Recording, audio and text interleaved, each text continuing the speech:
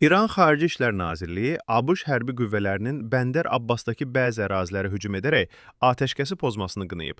APA'nın Tehran bürosunun məlumatına görə, İran Xarici İşlər Nazirliyinin sözçüsü İsmail Bəqai bildirib ki, İranın ərazi bütövlüyü və milli suverenliyinə qarşı yönələn bu təcavüzkar addımlar beynəlxalq hüququn və BMT nizamnaməsinin kobud şəkildə pozulmasıdır.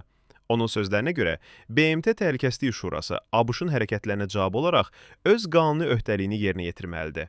İran Xarici İşlər Nazirliyinin sözçüsü ABŞ tərəfindən 8 aprel tarixində elan olunmuş atəşkəsin davamlı şəkildə pozulmasına, xüsusilə də Fars körfəzində və açıq sularda gəmiçiliyinə, eləcə də son bir neçə gündə İranın cənub bölgələrinə qarşı hava hücumlarına diqqət çəkərək, İran İslam Respublikasının BMT nizamnaməsinin 51-ci maddəsinə uyğun olaraq suverenliyin və ərazi bütövlüyünün müdafiəsi üçün bütün zəruri tədbirləri görməkdə qətiyyətli olduğunu vurğulayıb.